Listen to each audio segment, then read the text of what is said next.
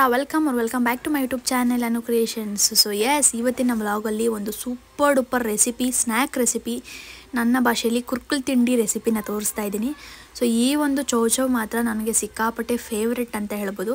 ಈ ಅವರೆಕಾಯಿ ಸೀಸನ್ ಬಂದರೆ ನಾನು ಮಿಸ್ ಮಾಡಿದೆ. ಮಮ್ಮಿ ಅರ್ಷಿತಾ ನನಗೆ ಮಾಡಿಕೊಟ್ಟೆ ಕೊಡ್ತಾರೆ, ಬಿಕಾಸ್ ಅಷ್ಟು ಟೇಸ್ಟಿಯಾಗಿರುತ್ತೆ. ಇದೊಂದು ಹೆಲ್ದಿ ಸ್ನ್ಯಾಕ್ ಥರನೂ ಇರುತ್ತೆ. ನನಗೆ ಔಟ್ಸೈಡ್ ಜಂಕ್ ತಿನ್ನೋಕ್ಕಿಂತ ಈ ಥರ ಮನೆಯಲ್ಲೇ ಮಾಡಿ ಟೇಸ್ಟಿಯಾಗಿರುತ್ತೆ. ಹಾಗೆ ಮಕ್ಕಳಿಗೂ ಕೊಡ್ಬೋದು ನೀವು, ಸಿಕ್ಕಾಪಟ್ಟೆ ಟೇಸ್ಟಿಯಾಗಿರುತ್ತೆ. ಸೊ ಇದು ಯಾವ ಥರ ಮಾಡೋದು ಅಂತ ಸ್ಟೆಪ್ ಬೈ ಸ್ಟೆಪ್ ಹೇಳ್ತಾ ಹೋಗ್ತೀನಿ, ಬನ್ನಿ ಹಾಗೆ ಮಾತಾಡ್ತಾ ಹೋಗೋಣ. ನಾವಿಲ್ಲಿ 2 kg ಆಗಷ್ಟು ಅವರೆಕಾಯಿನ ತೊಗೊಂಡಿದ್ವಿ. ಅದನ್ನು ತೊಗೊಂಡು ಸುಲಿದು ಅದನ್ನು ನೆನೆಸಿ ಮತ್ತು ಅದನ್ನು ಇದಕ್ಕಿದ್ವಿ. ಸೊ ಇದೆಲ್ಲ ಕ್ರೆಡಿಟ್ಸ್ ನಮ್ಮ ಅಜ್ಜಿಗೆ ಹೋಗಬೇಕು, ಬಿಕಾಸ್ ನಮ್ಮ ಅಜ್ಜಿ ಊರಿಂದ ಬಂದಿದ್ರು ಅಂತೇಳಿ.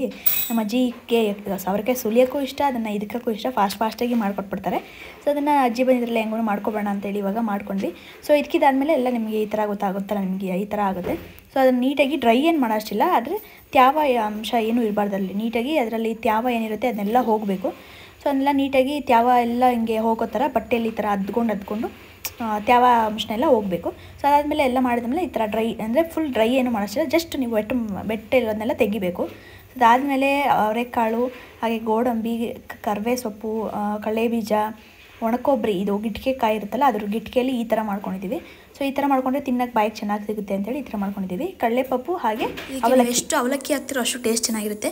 ಇದೊಂಥರ ಅವಲಕ್ಕಿ ಚೋಚ ಆದರೂ ಅನ್ಬೋದು, ಅಥವಾ ಈ ಕಾಯಿ ಚೋಚ ಆದರೂ ಅನ್ಬೋದು. ಸೊ ಈ ಸೀಸನಲ್ಲಿ ಮಾಡಿಕೊಂಡ್ರೆ, ಅಂದರೆ ಅವರೆಕಾಯಿ ಸಿಗುತ್ತಲ್ವ ಆವಾಗ ಮಾಡ್ಕೊಂಡು ತಿನ್ನೋದ್ರಿಂದ ಸಿಕ್ಕಾಪಟ್ಟೆ ಟೇಸ್ಟಿಯಾಗಿರುತ್ತೆ. ಸೊ ಅದಾದಮೇಲೆ ಈ ಬೆಳ್ಳುಳ್ಳಿ ಇದು ಇರುತ್ತಿರುತ್ತಲ್ಲ, ಸೊ ಈ ಥರ ಸುಲ್ಕೊಬಿಡ್ಬೇಕು. ಈ ಥರ ಬೆಳ್ಳುಳ್ಳಿ ಎಲ್ಲ ಉಳುಗೆಲ್ಲ ಸುಲ್ಕೊಂಡು ಅದನ್ನು ನಾವು ಬೇರೆ ಫುಲ್ ಸಿಪ್ಪೆ ತರಂಗಿಲ್ಲ, ಜಸ್ಟ್ ಈ ಥರ ಮೇಲ್ಮೇಲೆ ಮಾತ್ರ ತೆಕ್ಕೊಂಡು ಅದನ್ನು ನಾವು ನೀಟಾಗಿ ನಾರ್ಮಲ್ ನಾವು ಎಲ್ಲ ಜಜ್ತಿರಲ್ಲ, ಸ್ಮ್ಯಾಶ್ ಮಾಡ್ತಿರಲ್ಲ ಆ ಥರ ಫುಲ್ ಸ್ಮ್ಯಾಶ್ ಮಾಡಿಕೊಂಡು ಅದನ್ನು ಹಾಕೋದ್ರಿಂದ ಚೋಚೋ ತಿನ್ನಬೇಕಾದ್ರೆ ಅಲ್ಲಿ ಬಾಯಿಗೆ ಸಿಗುತ್ತೆ. ಅವಾಗ ಫ್ಲೇವರ್ ಸಿಕ್ಕಾಪಟ್ಟೆ ಟೇಸ್ಟಿಯಾಗಿರುತ್ತೆ. ನಾನು ಹೇಳ್ದಲ್ಲಾಗಲೇ ನನಗೆ ಚೋಚೋ ಅಂದರೆ ಸಿಕ್ಕಾಪಟ್ಟೆ ಇಷ್ಟ. ಯಾವ ಥರ ಮಾಡೋದು ಅಂತ ನೋಡ್ಕೊಬರೋಣ ಬನ್ನಿ. ಸೊ ಇದು ಮಾಡ್ತಾ ಇದ್ದೀರಾ ಅಂತಂದರೆ ನೀವು ಮೇಕ್ ಶ್ಯೂರ್ ಎಣ್ಣೆ ಜಾಸ್ತಿ ತೊಗೊಂಡಿದ್ದೀರಾ ಅಂತ, ಬಿಕಾಸ್ ಇದಕ್ಕೆ ಎಣ್ಣೆ ತುಂಬಾ ಖರ್ಚಾಗುತ್ತೆ. ಸೊ ಒಂದು ಪ್ಯಾನ್ಗೆ ಕುಕ್ಕಿಂಗ್ ಆಯಿಲ್ ಹಾಕ್ಕೊಂಡು ನಾವು ಫಸ್ಟ್ ಏನೇನು ಇಂಗ್ರೀಡಿಯೆಂಟ್ಸ್ನ ಕಡಲೆಬೀಜನ ಫಸ್ಟ್ ಬೇಯಿಸ್ಕೊಬೋಣ. ಸೊ ಕಡಲೆಬೀಜನ ಆದಷ್ಟು ಸ್ವಲ್ಪ ಡೀಪ್ ಫ್ರೈ ಮಾಡ್ಕೊಂಡಿದ್ರೆ ಅದು ಕ್ರಂಚಿಯಾಗಿರುತ್ತೆ ಸಿಗೋಕ್ಕೆ, ಇಲ್ಲಾಂದರೆ ಒಂಥರ ಅದು ಹಸ್ಕಸ್ಗೆ ಸಿಗ್ಬಿಡುತ್ತೆ ಬಾಯಿಗೆ.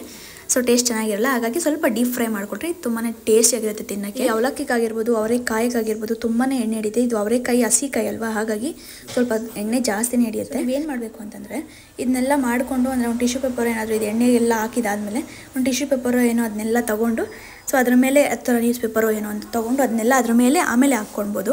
ನೋಡಿ ಇವಾಗ ನೋಡ್ತಾ ಇದ್ರಲ್ಲ ನೀವು, ಕಡಲೆಬೀಜ ಎಲ್ಲ ಇದೆಲ್ಲ ಕಡಲೆಬೀಜ ಏನಿದೆ ಅದು ಒಂದೊಂದು ಒಟ್ಟು ಮೇಲೆ ಇದೆಲ್ಲ ಅದೆಲ್ಲ ಓಪನ್ ಆಗುತ್ತೆ, ಆವಾಗ ನೀಟಾಗಿ ಆಗಿದೆ ಅಂತಲೇ ಅರ್ಥ. ಆದಮೇಲೆ ಕಡಲೆಪಪ್ಪು ಕಡಲೆಬೀಜ ಅದು ನಿಮ್ಮ ಒಂದು ಕಂಫರ್ಟು, ನಿಮಗೆ ಅಂದರೆ ತಿನ್ನಾಗಿ ಎಷ್ಟು ಜಾಸ್ತಿ ಒಬ್ಬರಿಗೆ ಕಡಲೆಬೀಜ ಜಾಸ್ತಿ ಇದ್ರೆ ಇಷ್ಟ.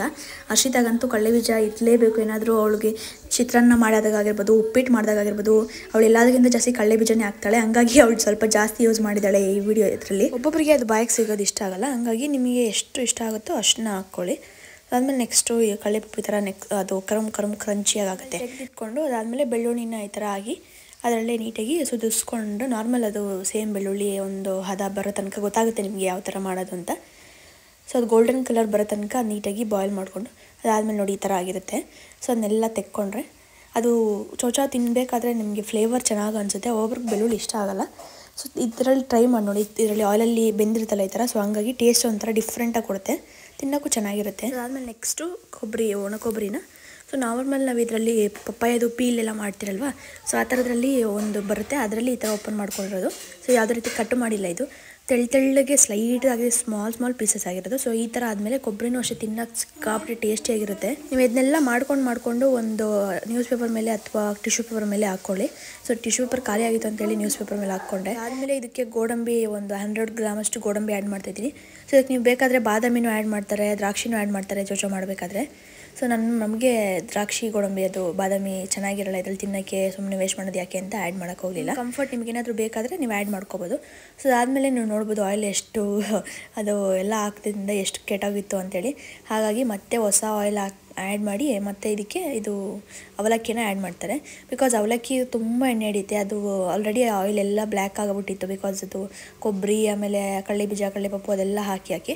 ಸೊ ಹಾಗಾಗಿ ಫ್ರೆಶ್ ಆಯಿಲ್ನ ಹಾಕಿ ಮತ್ತೆ ನಾನು ಹೇಳಿದ್ನಲ್ಲ ಆವಾಗಲೇ, ನೀವು ಈ ಚೌಚೌ ಏನಾದರೂ ಮಾಡ್ತಾಯಿದ್ದೀರ ಅಂದರೆ ನಿಮಗೆ ಆಯಿಲೇ ಅಟ್ಲೀಸ್ಟ್ ಇಲ್ಲ ಅಂದ್ರೂ, ನಮಗೆ ಇವಾಗ 2 kg ಕಾಳಿಗೆ ಅಟ್ಲೀಸ್ಟ್ ಇಲ್ಲ ಅಂದರೂ 2 ಲೀಟರ್ಸ್ ಆಯಿಲ್ ಆಗಿದೆ. ಸೊ ನೀವು ಎಷ್ಟು ಕ್ವಾಂಟಿಟಿ ಮಾಡ್ತೀರೋ ಅದು ನಿಮಗೆ ಗೊತ್ತಿರುತ್ತೆ ಆ ಥರ. ಸೊ ಅದಾದಮೇಲೆ ನೆಕ್ಸ್ಟ್ ಇವಾಗ ನಾವು ನೋಡಿ ಅವಲಕ್ಕಿ ಹಾಕಿದ್ದು ಅಷ್ಟೇ, ಆಲ್ರೆಡಿ ಎಣ್ಣೆ ನೋಡಿ ಹೆಂಗಾಗ್ಬಿಟ್ಟಿದೆ. ಸೊ ಅದಾದಮೇಲೆ ನಮ್ಮ ಕೈಲಿ ಬಯಸ್ಕೊಂಡೆ. ಇವಾಗ ಹಾಕಬೇಕಾದ್ರೆ ಕಳೆ ಇದೇನದು ಅವರೆಕಾಯಿನ ಹಾಕಬೇಕಾದ್ರೆ ಕೈ ಮೇಲೆ ಎಗುರ್ತು ಅಂತೇಳಿ ಅಮ್ಮ ಅದಕ್ಕೂ ಬೈತಾಯಿದ್ರು, ನಿಂಗೆ ಗೊತ್ತಾಗಲ್ವಾ ನಿಧಾನದಾಗ ಹಾಕಬೇಕು ಅಂತೇಳಿ. ಆಮೇಲೆ ನೀಟಾಗಿ ಅದು ಅವರೆಕಾಯಿ ಎಲ್ಲ ನೀಟಾಗಿ ಅದು ಯಾವ ಥರ ಬಾಯ್ಲ್ ಆಗಬೇಕು ಅಂತಂದರೆ, ಅವರೆಕಾಯಿ ಹಾಕಿದ ತಕ್ಷಣ ನಮಗೆ ಫುಲ್ಲು ನೊರೆ ಬರುತ್ತೆ. ಅದು ನೊರೆ ಎಲ್ಲ ಬಂದಮೇಲೆ ಅದು ಕಮ್ಮಿ ಆಗುತ್ತೆ. ಕಮ್ಮಿ ಆದಮೇಲೆ ಅದು ಬಂದಿದೆ ಅಂತಲೇ ಅರ್ಥ. ಅದಾದಮೇಲೆ ಅದನ್ನು ಇಳಿಸ್ಕೊಂಡು ನಾವೇನೇನೆಲ್ಲ ರೆಡಿ ಮಾಡ್ಕೊಂಡಿರ್ತೀವಲ್ವ, ಅದಕ್ಕೆ ಚೌಚ ಆಗಿರ್ಬೋದು, ಚೌಚ ಅಂತಲೇ ಹೇಳ್ತಾಯಿದ್ದೀನಿ, ಕಡಲೆಪಪ್ಪು, ಕಡಲೆಬೀಜ, ಆಮೇಲೆ ಕೊಬ್ಬರಿ, ಗೋಡಂಬಿ, ಇವಾಗ ಇದನ್ನು ಸುತ್ಕೊಂಡು ಇದು ರೆಡಿ ಮಾಡ್ಕೊಂಡಿದ್ದೀವಲ್ಲ, ಸೊ ಇದು ಎಲ್ಲ ನೀಟಾಗಿ ಹಾಕ್ಕೊಂಡು ಅದಕ್ಕೆ ನೀಟಾಗಿ ಒಂದು ಒಳ್ಳೆ ಮಿಕ್ಸ್ ಕೊಡಿ. ಎಲ್ಲ ಮಿಕ್ಸ್ ಆಗಬೇಕು. ಇದರಲ್ಲಿ ಯಾವ್ದು ಜಾಸ್ತಿ ಆದರೂ ಎಲ್ಲ ಚೆನ್ನಾಗಿರುತ್ತೆ. ಅವಲಕ್ಕಿ ಜಾಸ್ತಿ ಹಾಕೋದು ಚೆನ್ನಾಗಿರುತ್ತೆ. ಕೊಬ್ಬರಿ ಜಾಸ್ತಿ ಆ್ಯಕ್ಚುಲಿ ಹರ್ಷಿತಾ ಮಿಸ್ ಮಾಡಿದ್ಲು ಕೊಬ್ಬರಿ. ಗಿಟ್ಕೆ ಅವಳು ಇದೇ 2 ಇದೆ ಅಂತ ಅಂದ್ಕೊಂಡು, ಬಟ್ ಒಂದೇ ಇತ್ತು ಲಾಸ್ಟಲ್ಲಿ ನೋಡೋಷ್ಟಕ್ಕೆ. ಸೊ ಕೊಬ್ಬರಿ 2 ಗಿಟ್ಕೆ ಹಾಕಿದ್ರು ನೀವು ಸಖತ್ತಾಗಿರುತ್ತೆ ಟೇಸ್ಟು. ಕಡಲೆಬೀಜನೂ ಅಷ್ಟೇ ಬಾಯಿಗೆ ಸಿಗ್ತಾ ಇರುತ್ತೆ. ನಿಮ್ಗೆ ಯಾವುದೂ ಇದು ಜಾಸ್ತಿ ಆಯ್ತಪ್ಪ ಅಂತ ಅನ್ಸೋದೇ ಇಲ್ಲ. ಗೋಡಂಬಿನೂ ಅಷ್ಟೇ 1 kg ಗೋಡಂಬಿ ಹಾಕಿದ್ರು ತಿನ್ಬೋದು. ಸೊ ಇದು ಕಾಳು 2 kg ಹಾಕಿದ್ದೀವಿ ನಾವು. ಅದು ಕಾಳೇ ಕಾಣಿಸ್ತಾ ಇರಲಿಲ್ಲ, ಲಾಸ್ಟಿಗೆ ಅವಲಕ್ಕಿನೇ ಜಾಸ್ತಿ ಆಯಿತು, ಆ ಥರ ಆಯಿತು. ನಾವು ಈ ಚೋಚೋ ಮಾಡಿ ಇನ್ನೂ ಅಟ್ಲೀಸ್ಟು 1 ವೀಕ್ 2 ವೀಕು ಸಹ ಆಗಿಲ್ಲ ಇನ್ನು. ಬಟ್ ಆಲ್ರೆಡಿ ಚೋಚೋ ಖಾಲಿನೇ ಆಗೋಯಿತು. ಬಿಕಾಸ್ ನಾವು ತಿಂದಿಲ್ಲ, ಬಂದವ್ರಿಗೆಲ್ರಿಗೂ ಕೊಟ್ಟಿದ್ದೇ ಆಯಿತು. ಸೊ ಎಲ್ಲರೂ ಸಿಕ್ಕಾಪಟ್ಟೆ ಇಷ್ಟಪಟ್ಟರು. ನಮ್ಮ ಅಜ್ಜಿನೂ ಊರಿಗೆ ತಗೊಂಡೋದ್ರು, ಬಾಕ್ಸಲ್ಲಿ ಪ್ಯಾಕ್ ಮಾಡ್ಕೊಂಡು ತೊಗೊಂಡೋದ್ರು. ಸೊ ಎಲ್ಲರೂ ಸಿಕ್ಕಾಪಟ್ಟೆ ಇಷ್ಟಪಡ್ತಾರೆ. ಸೊ ಅದಾದಮೇಲೆ ಇದು ಸಪ್ಪೆದು ಹಂಗೆ ತಿನ್ನೋಕ್ಕಾಗಲ್ಲ. ಉಪ್ಪು ಸ್ವಲ್ಪ, ಆಮೇಲೆ ಚಿಲ್ಲಿ ಪೌಡರ್ ಸ್ವಲ್ಪ ಆ್ಯಡ್ ಮಾಡ್ಕೊಳ್ಳೇಬೇಕು. ಆವಾಗಲೇ ಟೇಸ್ಟ್ ಅದು ಡಿಫ್ರೆಂಟಾಗಿ ಬರುತ್ತೆ. ಸೊ ನೋಡ್ಬೋದು, ಸ್ವಲ್ಪ ಉಪ್ಪು ಆಮೇಲೆ ಚಿಲ್ಲಿ ಪೌಡರ್ ಆದಮೇಲೆ ಸ್ವಲ್ಪ ಟರ್ಮರಿಕ್ ಅಷ್ಟನ್ನ ಸ್ವಲ್ಪ ಆ್ಯಡ್ ಮಾಡ್ಕೊಳ್ಳಿ. ಸೊ ಇದೆಲ್ಲ ಸ್ವಲ್ಪ ನೀವು ಅಂದರೆ ಸ್ವಲ್ಪ ಅದೇ ಬಿಸಿ ಬಿಸಿ ಇರುತ್ತಲ್ಲ, ಆವಾಗಲೇ ಆ್ಯಡ್ ಮಾಡ್ಕೊಬಿಟ್ರೆ ಎಣ್ಣೆ ಹಿಡಿತಲ್ಲ ಎಲ್ಲದಕ್ಕೂ ಹಿಡಿಯುತ್ತೆ. ಆಮೇಲೆ ಆರಿದ್ಮೇಲೆ ಆ್ಯಡ್ ಮಾಡೋಕ್ಕೋದ್ರೆ ಅದು ಒಂದೊಂದು ಹತ್ರನೇ ಸ್ಟಕ್ ಆಗುತ್ತೆ, ಆ ಥರ ಇರುತ್ತೆ. ಸೊ ಬಿಸಿ ಇದ್ದಾಗೆ ಸ್ವಲ್ಪ ಆ್ಯಡ್ ಮಾಡ್ಕೊಂಡು ಎಲ್ಲ ನೀಟಾಗಿ ಕೈಯಲ್ಲಿ ಮಿಕ್ಸ್ ಮಾಡ್ಕೊಬಿಡಿ. ಫಸ್ಟ್ ಆಫ್ ಆಲ್ ನಮ್ಮ ಪಪ್ಪಗೆ, ಮನುಗೆ ಈ ಥರ ಕುರ್ಕುಲ್ ತಿಂಡಿ ಅಂದರೆ ಫೇವ್ರೇಟು. ಸೊ ಹಾಗಾಗಿ ಅವ್ರಿಗೋಸ್ಕರನೇ ಮಾಡ್ದಂಗಿತ್ತು. ಬಟ್ ಹೇಳಿದ್ನಲ್ಲ, ನಾವು ಮಾಡಿದ್ದು ಇನ್ನೂ 2 ವೀಕ್ಸ್ ಆಗಿಲ್ಲ, ಆಲ್ರೆಡಿ ಖಾಲಿನೇ ಆಗೋಯಿತು. ಟೇಸ್ಟಿಯಾಗಿರುತ್ತೆ. ಸೊ ಇನ್ನೊಂದ್ಸತಿ ಅವರೆಕಾಯಿ ಸೀಸನ್ ಮುಗಿಯೋಷ್ಟರಲ್ಲಿ ಅಮ್ಮ ಇನ್ನೊಂದ್ಸತಿ ಮಾಡಿಸ್ಬೇಕು ಅಂತ ಇದ್ದಾರೆ. ನೋಡೋಣ, ಟೈಮ್ ಸಿಕ್ತು, ಟೈಮ್ ಬಂತಂದರೆ ಮಾಡ್ತೀನಿ ಅಂತ ಹೇಳಿದ್ದಾರೆ. ಸೊ ನಿಮಗೆ ಈ ಚೋಚ ಎಲ್ಲ ಇಷ್ಟ ಆಗಿದೆ ನೋಡಿ. ನಾವು ಎಷ್ಟು ದೊಡ್ಡ ಬಟ್ಲಲ್ಲಿ ಮಾಡಿದ್ರಿ ಅಂತ ತೋರಿಸ್ತೀನಿ. ಸೊ ನಾವು ಇಷ್ಟಪ್ಪ ಮಾಡಿದ್ದು. ಸೊ ನಿಮಗೆ ಈ ವಿಡಿಯೋ ಇಷ್ಟ ಆಗಿದೆ ಅಂತ ಅಂದ್ಕೊಂಡಿದ್ದೀನಿ. ಇದೇ ಥರ ಇನ್ನೂ ಹೆಚ್ಚು ವಿಡಿಯೋಸ್ಗಾಗಿ ನನ್ನ ಪೇಜ್ನ ಸಬ್ಸ್ಕ್ರೈಬ್ ಮಾಡ್ಕೊಳ್ಳಿ, ಫಾಲೋ ಮಾಡ್ಕೊಳ್ಳಿ. ಹಾಗೆ ಇನ್ನೂ ನನ್ನ ಚಾನಲ್ನ ಯಾರು ಸಬ್ಸ್ಕ್ರೈಬ್ ಮಾಡಿಲ್ಲ, ಈಗಲೇ ಸಬ್ಸ್ಕ್ರೈಬ್ ಮಾಡ್ಕೊಂಡು ನಿಮ್ಮ ಫ್ರೆಂಡ್ಸ್ ಆ್ಯಂಡ್ ಫ್ಯಾಮಿಲೀಸ್ ಜೊತೆ ಶೇರ್ ಮಾಡ್ಕೊಳ್ಳಿ. Thank you so much for watching. Love you guys. 0 ಇಂದ ಇಲ್ಲಿ ತನಕ ಬೆಳೆಸಿರೋದಂದರೆ ನಿಜವಾಗ್ಲೂ ವಿತೌಟ್ ಯುವರ್ ಸಪೋರ್ಟ್ ಏನೂ ಇಲ್ಲ ಅಂತಲೇ. ಸೊ ಎಲ್ಲರಿಗೂ thank you so much. I love you guys ಅಂತ ಹೇಳ್ತಾ ವಿಡಿಯೋನ ಮುಗಿಸೋಣ.